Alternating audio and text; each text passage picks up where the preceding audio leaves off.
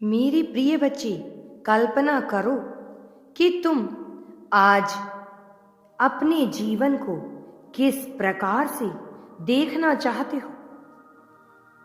यह जिंदगी एक रंगमंच की तरह है जिसमें तुम बहुत सी बातें याद रखते हो और बहुत सी बातें भूल भी जाते हो, किंतु उनका प्रभाव तुम्हारे जीवन पर पड़ता ही है। मेरी प्रिय, मैं तुम्हें आज जो बताने वाला हूँ यह जानना तुम्हारे लिए अत्यंत आवश्यक है, इसलिए संदेश को पूरा सुनना, बीच में छोड़कर जाने की भूल ना करना। साथ ही इस वीडियो को लाइक जरूर करना, क्योंकि यह तुम्हारे लिए आवश्यक है। जो तुम जानने वाले हो वह जानना तुम्हारा अधिकार भी है। मेरी प्रिय, इस संसार में निरंतर बहुत सी घटनाएं घटित हो रही हैं, लेकिन कुछ घटनाएं ऐसी हैं जिन्होंने तुम्हारे मस्तिष्क पर एक अलग ही छाप छोड़ी है। अतीत में ऐसी बहुत सी घटनाएं घटी जिनका प्रभाव तुम्हारे जीवन पर अभी दिखाई दे रहा है। बहुत से ऐसे कर्म किए गए जो अब तुम्हारे सामने समस्याएं बनकर आ खड़ी हुई हैं। तुम यदि उनमें सुधार करने का प्रयास करोगे तो वह उस प्रकार से सुधर नहीं पाएंगे, लेकिन यदि तुम इसे अपनी नियति मानकर और बेहतर विकल्प ढूंढने का प्रयत्न करोगे तो निश्चित तौर पर तुम्हें बहुत लाभ होने वाला है।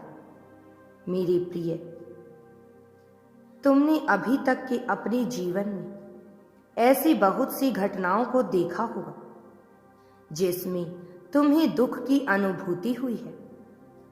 बहुत सी ऐसी बातें तुम्हें कही गई जो तुम्हारे दिल पर चोट कर दी गई, लेकिन तुमने कभी विचार किया कि जो तुम्हें गलत बात कह रहे थे उनका तुम्हारे जीवन में कितना मूल्य रहा है?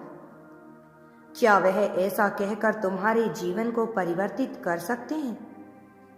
उन्होंने तुम्हारे जीवन को परिवर्तित किया, किंतु एक नकारात्मक विचारधारा के तहत कोई भी तुम्हारे जीवन को सकारात्मक रूप से परिवर्तित ना कर सका।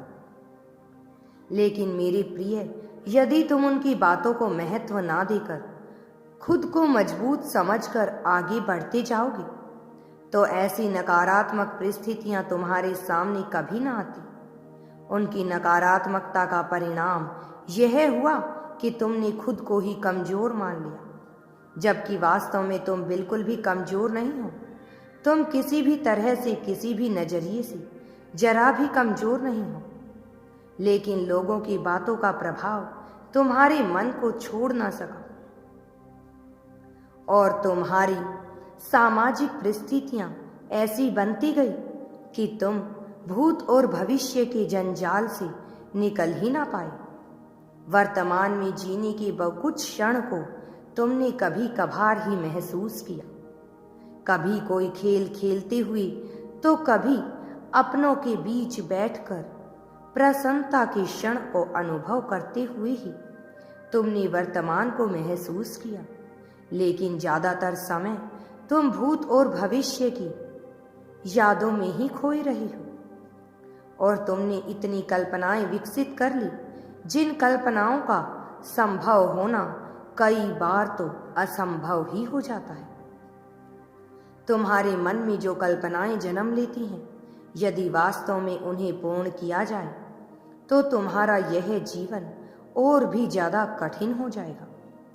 तुम कई बार अपने आप को लेकर बहुत अच्छा विचार करते हो तो कई बार स्वयं को इतनी विपत्तियों से घिरा हुआ महसूस करते हो, स्वयं को अकेला अलग थलग महसूस कराते हो और इस कल्पना और वास्तविकता के बीच संतुलन बनाने का मैं कार्य कर रहा हूं। मैं तुम्हारे लिए योजनाएं बना रहा हूं, क्योंकि मैं नहीं चाहता तुम्हारे जीवन में विपत्तियां आए, संकट आए, किसी भी तरह की समस्या आए। मैं तुम्हें खुश देखना चाहता हूं। तुम मेरे प्रिय बच्चे हो। तुमने कभी दूसरों का बुरा नहीं चाहा, दूसरों को कोई पीड़ा नहीं दी। तुम्हारे मन से कभी यह भावना उत्पन्न नहीं हुई कि तुम भी किसी को हानि करो, तुम्हारा मन कभी यह भावना उत्पन्न नहीं की कि तुम किसी का भी नुकसान करो। और जब तुम्हारे भीतर इतनी दयालुता है, इतनी करुणा है कि तुम दूसरों के दर्द को भी महसूस करते हो, तो आखिर तुम्हें पीड़ा किस प्रकार से पहुंचाई जाए। लेकिन तुम्हारे अपने मन पर नियंत्रण नहीं है मेरे बच्चे। तुम अपने मन के दास बनकर पूरी तरह से उसके वशीभूत हुए हो, और यही कारण है कि तुम जिस ऊंचे से ऊंची चोटी को भी प्राप्त कर सकते हो, वहां तक पहुंच नहीं पा रहे, क्योंकि तुम्हारे मन के आलस्य ने तुम्हें घेर रखा है। तुम अपनी क्षमता को समझ ही नहीं पाए हो। तुम यह जान ही नहीं पाए हो कि तुम्हारे अंदर कैसी कैसी विद्वता और कैसी कैसी प्रतिभा विद्यमान है। लोगों ने सदैव तुम्हें यह एहसास कराया कि तुम कमजोर हो, तुम जानकर नहीं हो। कई बार कुछ लोग तुम्हें ज्ञानी समझते हैं, किंतु ज़्यादातर लोग तुम्हें मासूम समझकर तुम्हारी चंचलता का लाभ उठाकर तुम्हें मूर्ख बना देते हैं, और तुम यह जान नहीं पाते हो कि सही गलत का भेद नहीं कर पाते हो। जब एक बार तुम्हारे दिल पर चोट लग जाती है, तुम्हें धोखा मिल जाता है, तब जाकर तुम जान पाते हो कि वह व्यक्ति कैसा था। लेकिन मैं तुम्हें सदैव ही सबको अच्छा समझ लेते हो मेरे बच्चे। मेरी प्रिय, मैं यह नहीं कहता कि तुम गलत कर रहे हो, क्योंकि तुम्हारे सोचने का नजरिया, तुम्हारे सोचने का ढंग, तुम्हारे समझने की प्रक्रिया सब कुछ सही है। तुम सही दिशा में ही हो। पिछले कुछ सालों में तुमने अध्यात्म का जो मार्ग चुना है, वह मार्ग तुम्हें प्रगति की ओर निश्चित तौर पर लेकर जाएगा। लेकिन तुम्हारे मन में यह प्रश्न उठता रहता है कि आखिर वह समय कब आएगा। वह समय कब आएगा जब तुम अपनी चिंताओं से पूरी तरह से मुक्त हो जाओगे। मेरे प्रिय, तुम्हें इसका आभास नहीं कि तुम दिन प्रतिदिन प्रगति कर रहे हो, आगे बढ़ रहे हो, और तुम अपनी मंजिल के बहुत करीब आ गए हो। यदि किसी मनुष्य को एक दौड़ दौड़नी है, यदि उसे 400 मीटर की दौड़ दौड़नी है, तो जब तक वह 400 मीटर तक नहीं पहुंच जाता, उसे लगता है कि वह प्रगति नहीं कर रहा।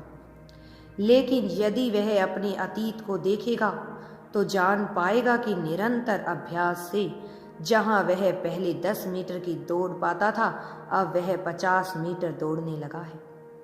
धीरे धीरे करके यही वह सही मार्ग पर है, तो अपने 400 मीटर की दौड़ भी पूरी कर लेगा।